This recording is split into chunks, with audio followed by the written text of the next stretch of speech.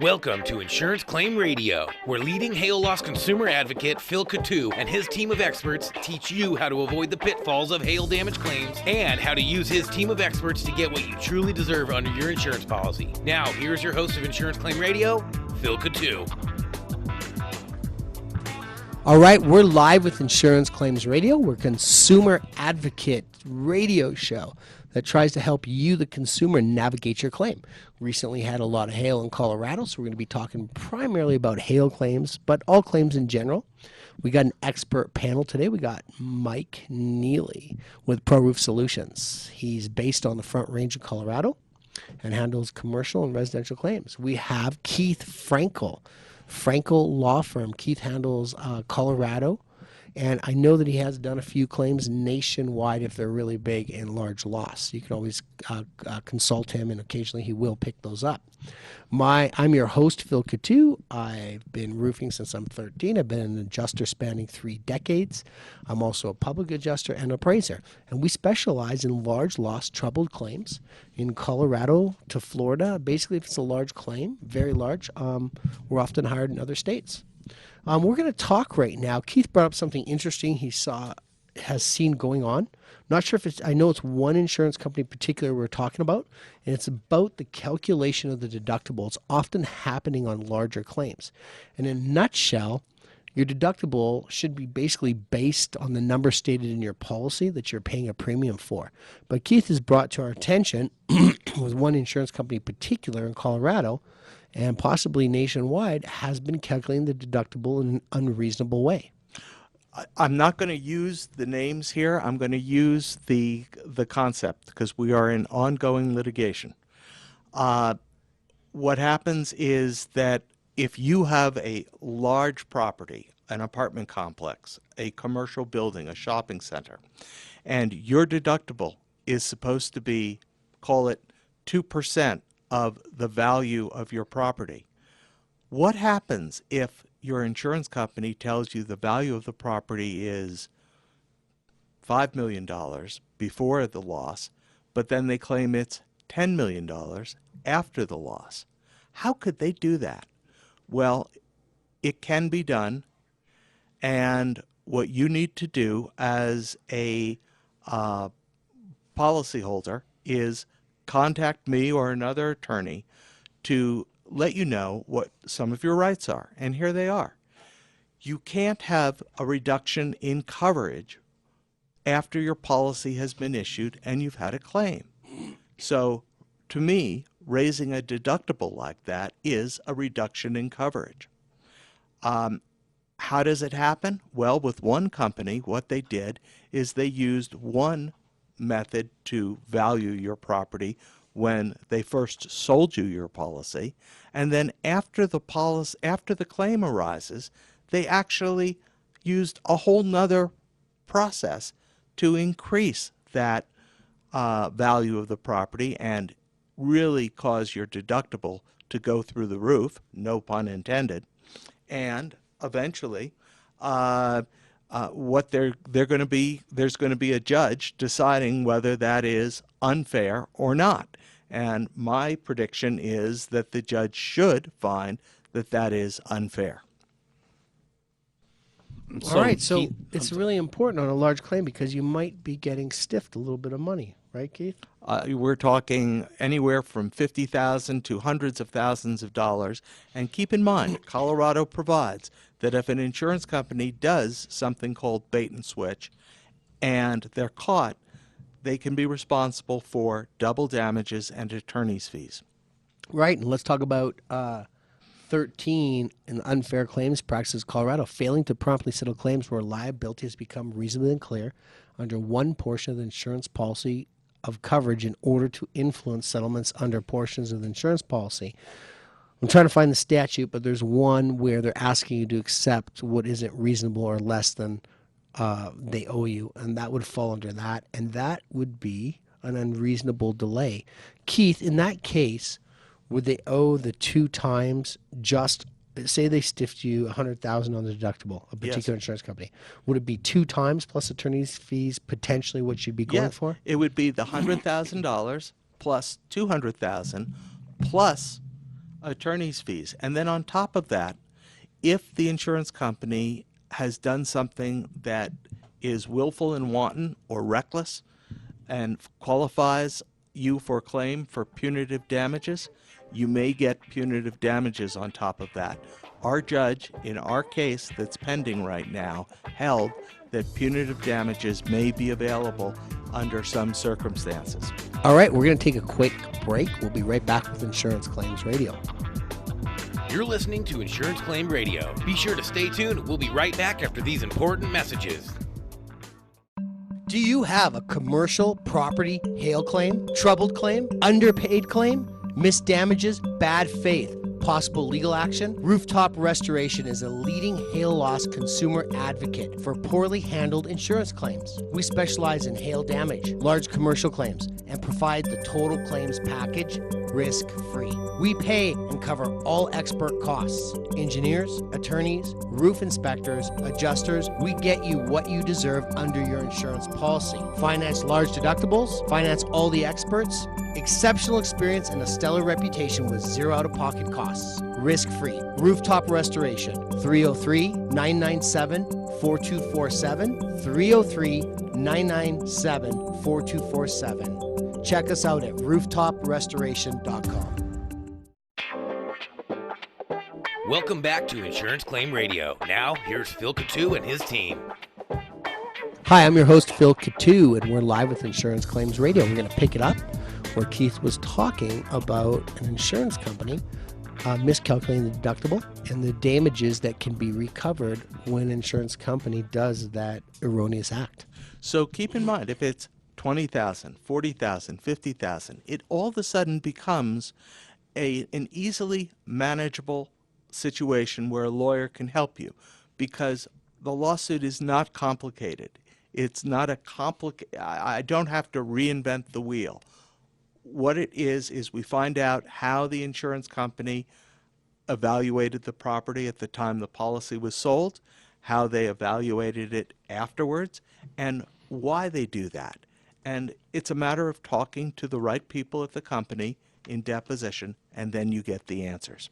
Yeah, so Keith, I have a client right now that has 15 apartments over in the Thornton area, and they have a really nice hail and wind claim. We ended up doing the whole roof, but his deductible started out at $100,000, and in the midst between this, it went to $297,000, and the owner of the property going, how can you do that? But why did it go? What's the explanation, Mike? Well, that's the question right now. Is I why? can help. Okay. Not only can I help, first I'll make it clear how it happens. What happens is the deductible is based on an undefined term called the value of your property.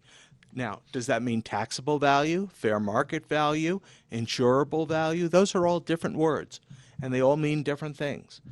But the policy itself can be very vague, and that's no accident. Sometimes it's left vague to make you think that you're better off than you are. And here, they then looked at the property and reevaluated it after the claim. And they said, gee, your property is worth a whole lot more than you thought it was, and thus we are going to increase your deductible by, what was it, $200,000. And so that customer should consider hiring a lawyer to get that money back, plus double damages, plus attorney's fees. Or get a public adjuster first to take a look at it. That's something that we, myself, Phil Coutu, possibly through my contracting company or other resources, we'd look at and potentially fund. Because for me, having many years as an adjuster, one thing that I'd go for, and I'm sure the attorneys are, I know this is a new thing happening, is I'm going to go for that underwriting file and try to find out what they valued the property at versus the land. It should be in that underwriting file. And probably not on your application. I'm going to go for your application too. We're going to subpoena those, or actually I'm not going to, the attorney is. Unless I'm holding the AOB, I guess it would be me also. It's really important. There's a lot of information in there. We had one claim that started out $800,000, was referred to me by an attorney, and they thought it was about $1.1 million. We were done, it was $7.6 million, and they had written an ACV policy on a condo ACV being actual cash value, ladies and gentlemen, Yeah. not the cost to repair.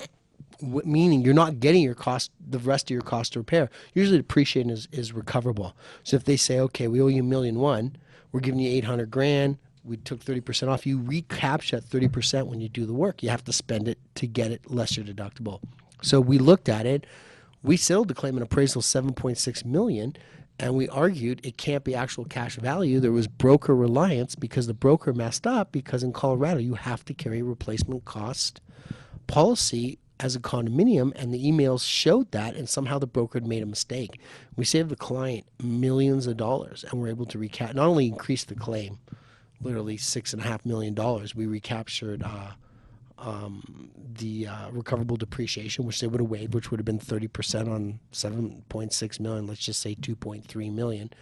And on top of it, sometimes we can absorb a deductible, which people don't understand either. And insurance companies often make this mistake.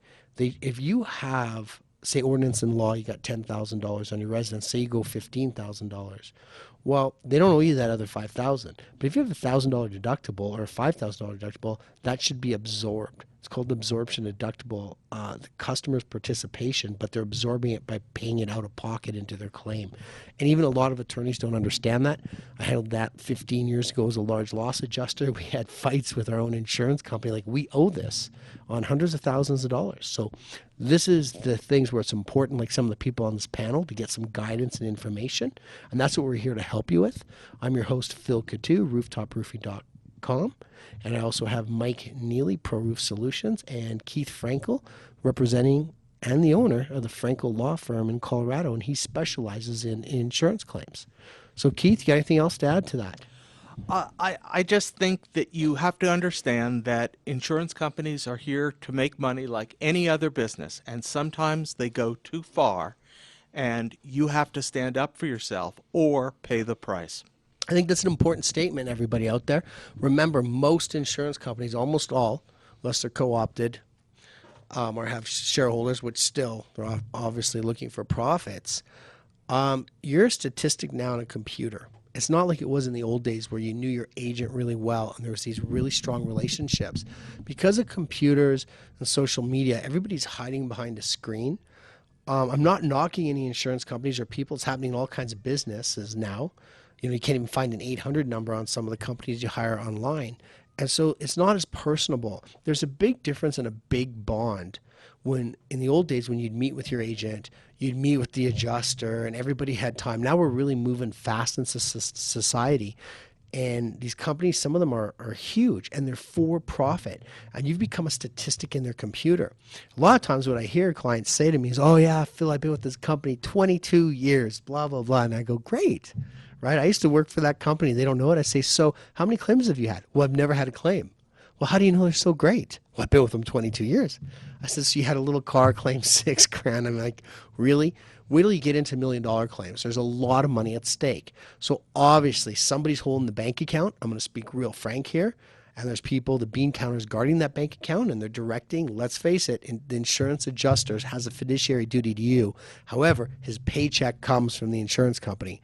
So if you want to get a little biblical or wherever the phrase comes from, the borrower is always beholden to the lender. Am I getting it right, guys? Yeah. Sounds right. Yeah.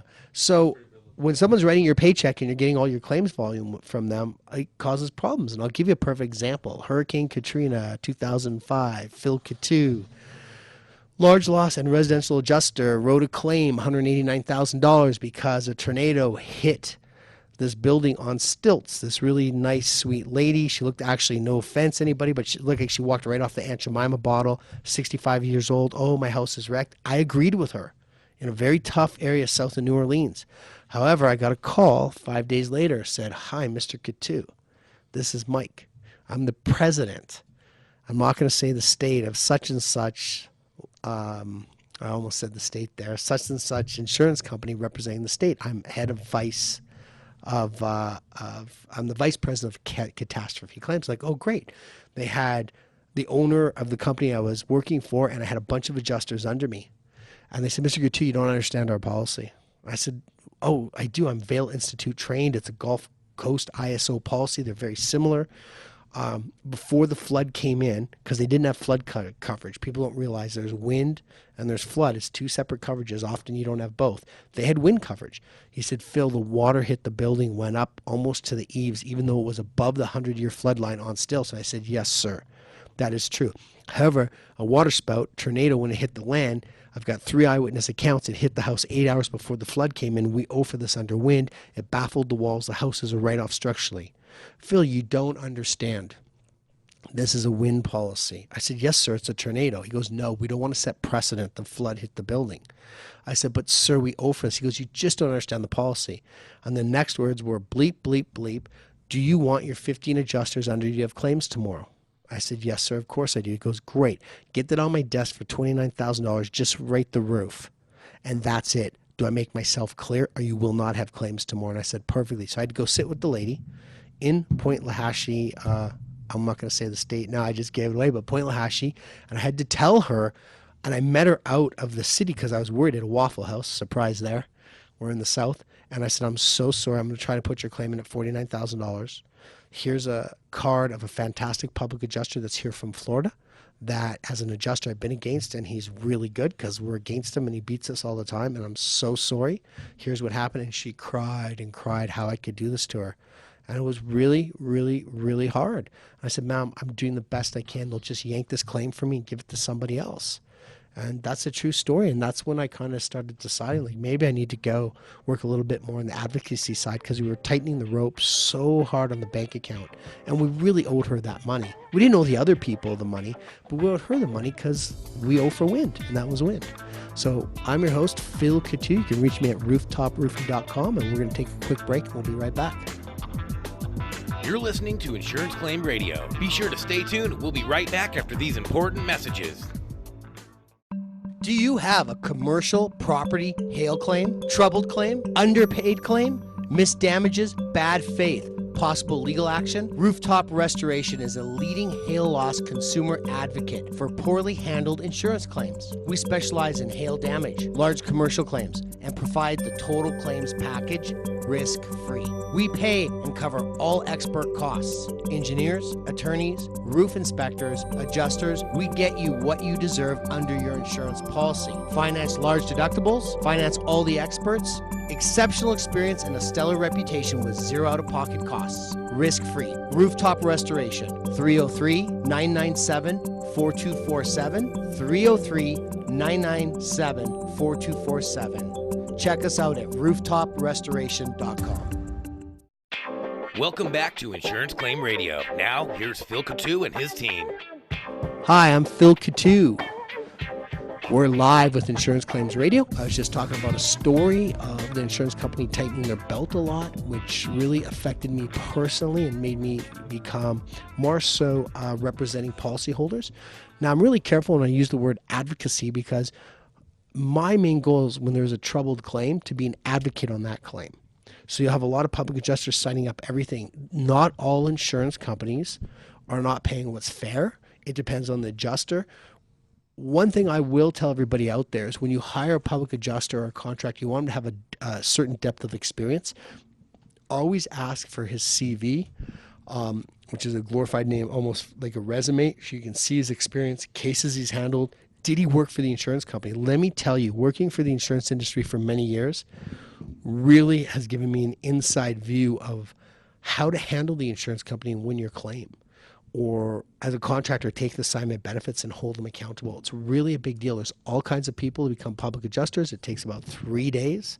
Do you really want somebody, if you had a doctor that took 3 days, or he only was a surgeon for 3 days, I don't think you'd want him operating on you. No and way. It's quite easy. And Keith, you've seen probably a lot of cases with public adjusters, and even good public adjusters. Everybody makes mistakes, but public adjusters that really aren't qualified to be handling a claim that they signed up because they're a great salesman. And unfortunately, what you need is not the guy who's selling you, making you feel good without doing your homework, but someone who's proven that they can do the job by showing you their track record and their references.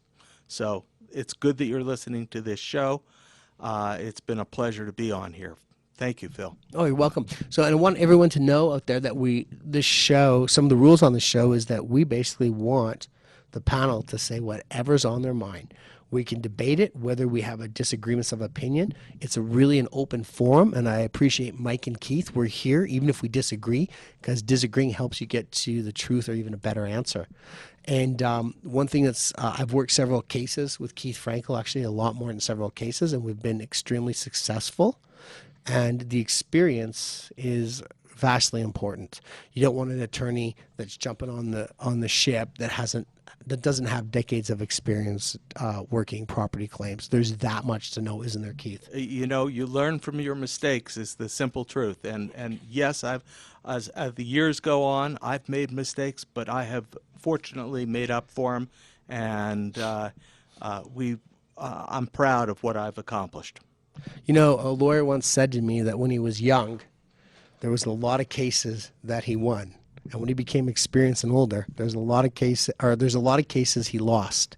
When he became experienced and older, there's a lot of cases he shouldn't win that he won. And I really know that's important. When I was younger, I had a couple guys corner me in the roofing business because I was young entrepreneur Canada, and they cornered me, and they're like, "You're not doing this for another 10 years." I was like, "But I'm experienced." And they're like, "You haven't paid your dues. You're 27 years old." And I was like, "Really?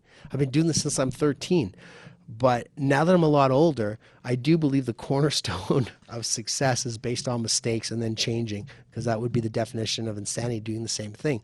So the really important thing is you want that experience. I didn't know when I was younger how important that was. You think you're experienced and you can talk good and you got more charisma when you're young and you're going a million miles an hour, but really you make a lot of mistakes. And I've really come to appreciate working with people that have a lot of experience. Like, I won't work with someone. Most of the people I'm working with are in their 50s and 60s. They're older than me. Hey. Sorry, Mike. Yeah. But it's really true, though, because there's all that wealth of information. And you know what? You can't have that on paper. It's in your head. And you spot things. Like, Keith, how many times have we done claims together where you spot claims now with the insurance company or the way they're handling a claim? And sometimes we'll call each other up and go, "Whoa, they really messed up on this." Well, that's part of two things. Experience and two heads are better than one. Yeah, and even ask Keith, we've done a few mediations together too, where even we've had disagreements on the number. I can sometimes be pretty hard-headed when negotiating. Is that, Keith, you can That's tell me if absolutely that's true. I've got to say, at times, you know, they had to bring in some people who were going to help Phil out, but then at the last moment, Phil went and did what needed to be done by pushing the boundaries of what could be done and getting the best result for his customer. Right, and that's based on experience and being to many, many mediations on both sides of the fence. I recently just had a claim where I was with the attorney, and the mediator, who's a retired judge, said, "Phil," they start out with $2,000 offer in the morning, and we said your total exposure if we go to court's between about $350,000 and $380,000 on a small residential claim. And anyways, after, starting in the morning, $2,000, somewhere in the mid-afternoon, we were close to 75. It goes 75 is the last number. The 3-digit company, if you break down their name, is going to walk out. And I said, "Tell them to hit the elevators." And this is a true story. I said, "Tell them hit the elevators," because this mediation was backed up, so we're going to court in 6 weeks. I said, "I can't wait to get to court. You guys have totally defrauded my client. We went to Supreme Court on this case. You're saying it's $4,000. I'm saying it's $70,000. And one of the things that happened in that mediation that I was able to even get it to 75 was all the pictures they had, because the case dragged on, were in black and white and literally 2.5 inches by 3 inches in my estimate. So what I did is I went and blew up photos, found the original color photos, which is hard after 6.5 years. I had to spend $2,000 searching hard drives, got them all, got the engineer's original photos, because it's 6.5 years later, blew them up, laminated them, took a marker, and I circled them.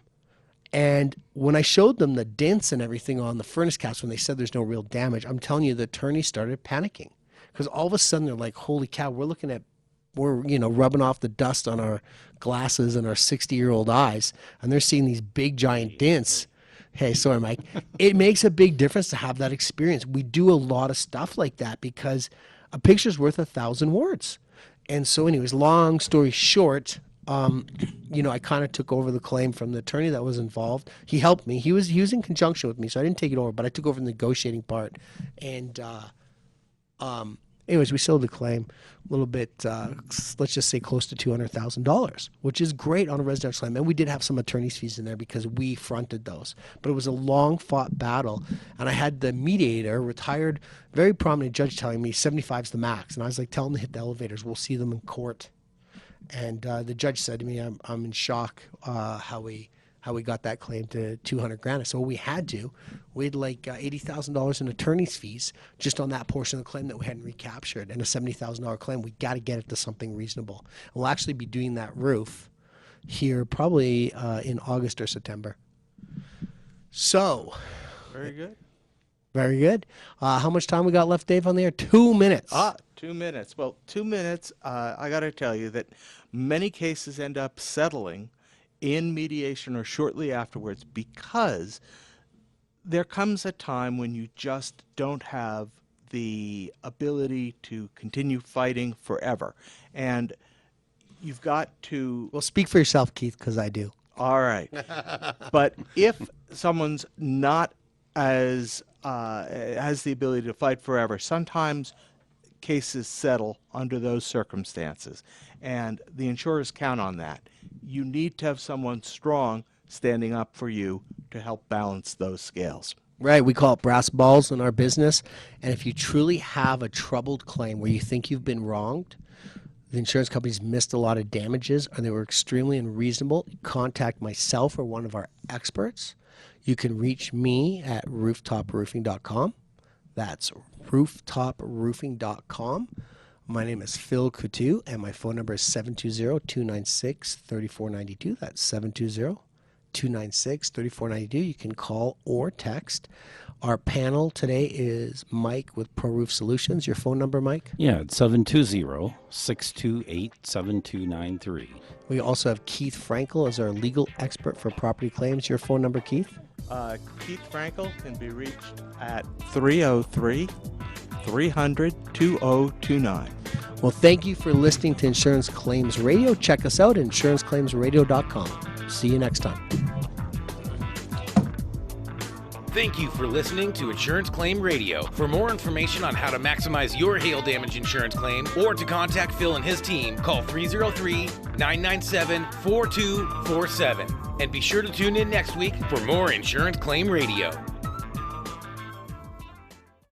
Do you have a commercial property hail claim, troubled claim, underpaid claim, missed damages, bad faith, possible legal action? Rooftop Restoration is a leading hail loss consumer advocate for poorly handled insurance claims. We specialize in hail damage, large commercial claims, and provide the total claims package risk-free. We pay and cover all expert costs. Engineers, attorneys, roof inspectors, adjusters, we get you what you deserve under your insurance policy. Finance large deductibles, finance all the experts, exceptional experience and a stellar reputation with zero out-of-pocket costs. Risk-free. Rooftop Restoration, 303-997-4247, 303-997-4247. Check us out at rooftoprestoration.com.